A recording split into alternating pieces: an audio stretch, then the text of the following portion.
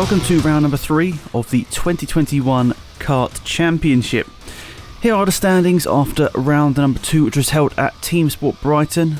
I'm on 185 points, 41 points ahead of John on 144.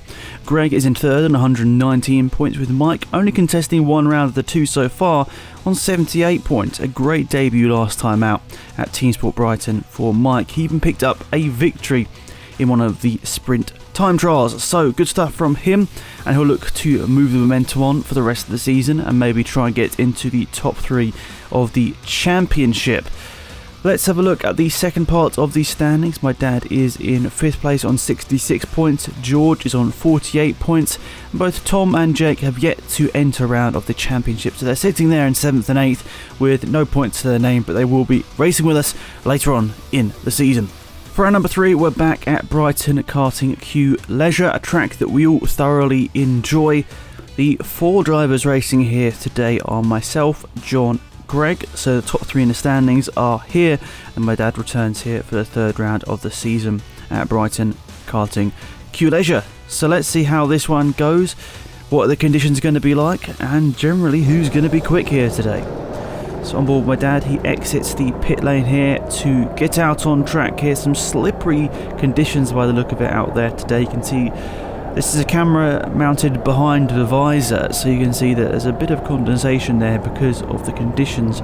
We have 3 onboard cameras, this one with my dad, also one for myself as well, and then John also is wearing one out there today, so just Greg that doesn't have a perspective for us to look at, but you can see the conditions quite wet here as we're coming down to the bottom of the track. Quite a lot of standing water. My dad's just trying to get used to the track here and make sure that he doesn't have an incident early on. So staying off the curbs, because typically in these sort of conditions they will be very slippery, to try and avoid them, especially as they're flat here. But as he turns through his long right hand and no grip, just understeers further and further wide and hits the outside wall. Only a bit of contact, but still it probably would have hurt a little bit there, so glad he was alright after that one. So not the nicest first lap there, but regardless, he's got the experience there of that part of the track there. He knows now that there will not be much grip through there, so take that one with a bit of caution. But overall, not doing too bad in these opening few laps here, just trying to get used to the track here, starting to take a bit of curb now, understanding which ones you can and cannot take. It's going to be important in this time trial session. It's got a wide perspective here, won't show too much of it, but just to give you an idea of the conditions here, the sun is starting to set here and everyone is sliding around quite a bit. You can see John just going under the bridge up to the flyover there. That's the corner that my dad made slight contact with the wall, so we're going across there and John's flying across down to the start finish straight as more drivers sliding around a little bit as they come under the tunnel. But it's going to be tough conditions throughout. It's not going to dry up in the time we got out there, so we just have to make the most of it.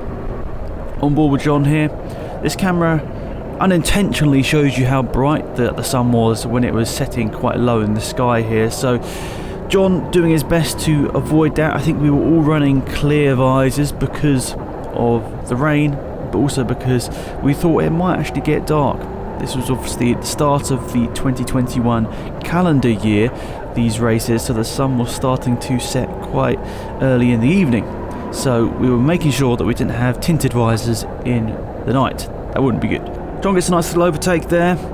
As mentioned before, this is only a time trial, so we're only out there for 30 minutes. Just go out there, have fun, set the best lap times you can, but there's us 4 out there, plus I think probably 5 or 6 other drivers out there, other random drivers, so every time you see an overtake or getting overtaken, it isn't always one of the people that is in our little championship here. We're all just focusing really on getting good lap times, but of course you want to have some racing out there as well if it does present itself. That's the fun part of karting at the end of the day.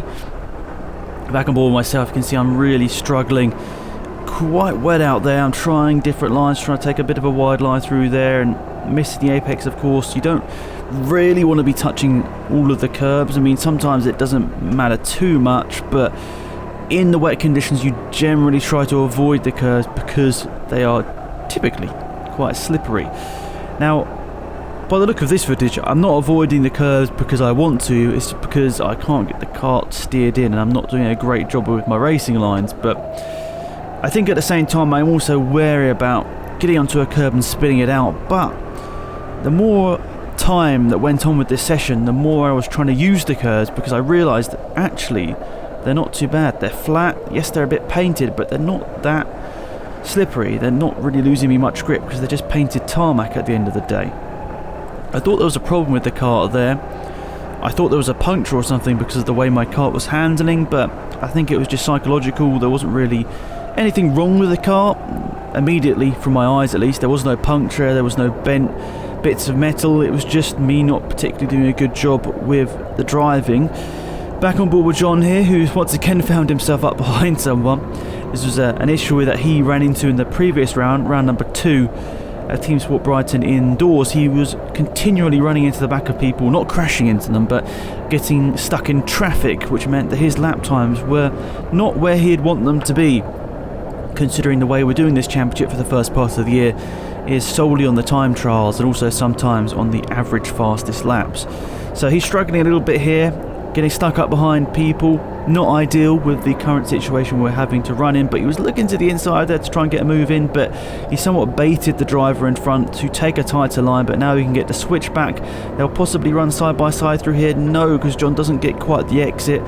As mentioned in the previous video as well, sometimes the lightweight of other drivers definitely helps out, and I think this was an occasion here today with the slower speeds we were running in these wet conditions. The lighter drivers out there, this wasn't one of us, this was another random, but it was definitely helping the drivers out there being light, just getting the exits out of the corners. I do realise that sometimes in the wet conditions the weight can be more equalised, but today it definitely seemed like the lighter drivers were having a big advantage in these conditions. But this time John finally gets a good run.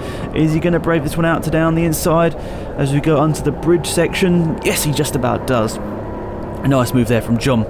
He'll get past him and hopefully now drive onto the distance and get some clean lap times. But you can see that sun is really starting to set. It's getting low in the sky, and yes, we're all running clear visors, but that does mean they're actually getting somewhat blinded going into the first part of the lap. You can see when we're driving away from the sun it's completely fine here, but as we'll turn around this corner you can see the sky is quite bright. It picks it up differently on different cameras, but definitely on John's camera you're seeing how bright it definitely is towards the driver's eye. Once again I'm getting stuck up behind someone here.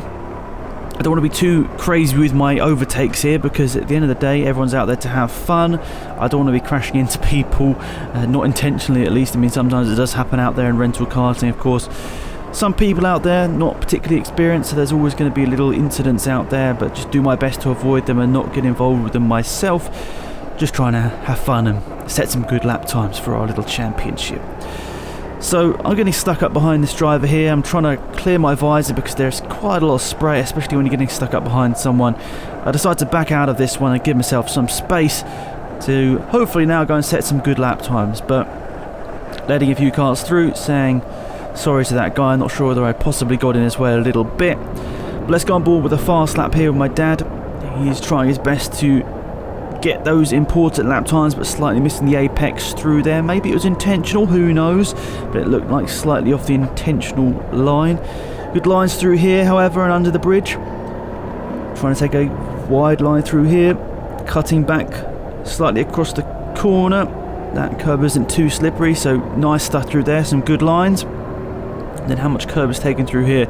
Missing the first apex there. I think that's intentional because that one is a bit slippy. Trying to stay off the curbs here as well. Good stuff through here. Typically not too bad at all. A bit of a random slide there. That came out of nowhere. And he's half around.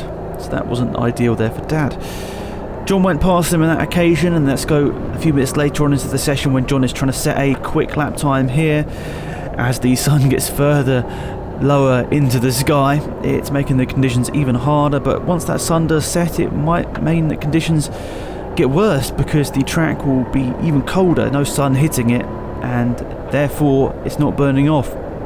Saying that, it was quite cold anyway, so I'm not sure how much of an impact the sun did have on the track. I think it was more the karts driving around it that was helping dry the track, but you can still see a very slippery track.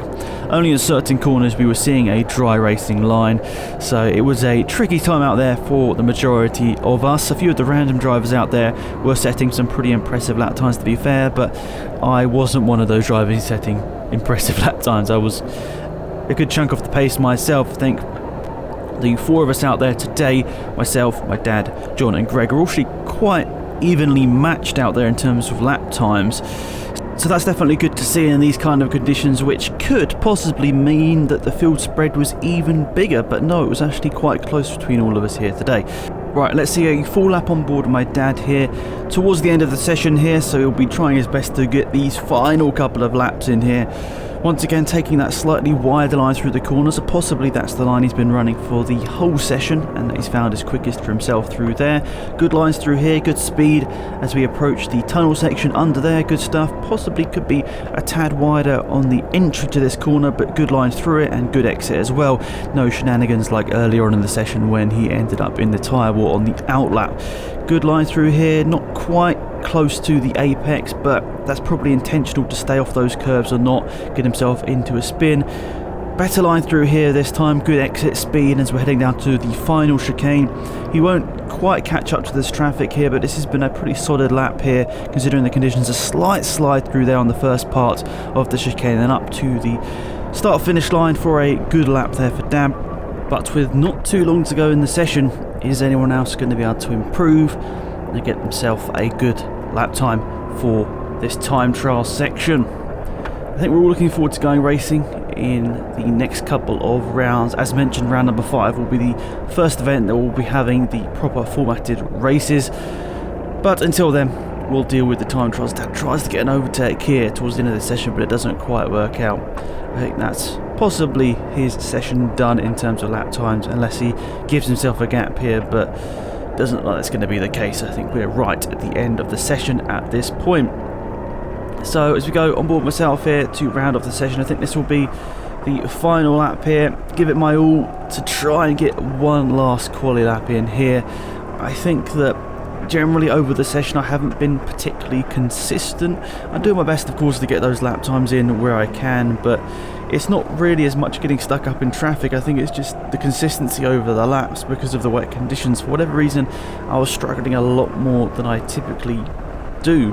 Not to say that I'm great by any means, but I feel like I was struggling quite more than I have in the previous few dry rounds around here. So up to the final couple of corners here to take the checkered flag at Brighton Karting. A tough but thoroughly enjoyable round of the season. Up to the checkered flag there, saying thanks to the track workers for making sure that I saw that clearly. And the way that this track is, you do the last couple of, or the first couple of corners I should say, which turn into the pit lane just up here. So good session, a cold session, but I think we're all quite happy with our times. They weren't ideal of course with the way the conditions were and the traffic out there, but I think we all enjoyed it, which I think is the main thing. As mentioned in karting before, if you don't enjoy it, what's the point in turning up? Just coming to the pit lane there to round off the third round of the season. Pull up there in the grid or the assembly area, and there we are. See I'm shaking my hands, they're quite cold. Let's have a look at the championship standings. So, quite close this one in terms of the points dished out. John did another fine session. He also got a victory here last time out, and he repeated that once more today, taking a victory at the end of this session. I managed to pick up 7 of the other time trial sections, and yes, that might sound dominant, but the times out there were actually quite close. For instance, in the last session, John would get the fastest time, Greg would get the second fastest time, and I would get the third fastest time. So it's quite close out there. John would finish second in 6 of the 8 sessions and third in the other one that he didn't win. Greg managed to get 2 podiums, 2 second places, strangely enough, and my dad would finish third on 6 occasions out there. So good fun out there, we all enjoyed it. You can see the points standings out there. 53 points between myself and John. It's only gone up a small amount after the last round. Greg starting to slip back into the place there. My dad, after missing the second round, starts to close on him in terms of the points. So there we are. There's the top half of the standings, and then the drivers who didn't race here today.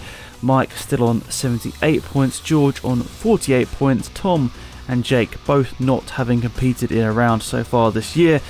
at the bottom with 0 points. So as mentioned, we're back here in a few weeks' time for the 5th round of the season, but before that we will have the 4th round of the season at Team Sport Brighton. John will be hoping for a better run of events at Team Sport Brighton. He struggled last time out there, and that's where he saw the most amount of points in the championship lost to me so far this year. Both times here at Brighton Karting QLeisure, John has been pretty close to me for the whole time and hasn't dropped too many points. So let's see what he can do at Team Sport Brighton. Maybe this time by he'll have a better run of things and possibly close that championship gap to me at the top, which is only sitting at around 50 points, so everything's to play for with 5 rounds to go here, and we look forward to welcoming some new faces towards the second half of the season as well. But until then, thank you for tuning in once more, and we'll see you soon for round number 4. Goodbye.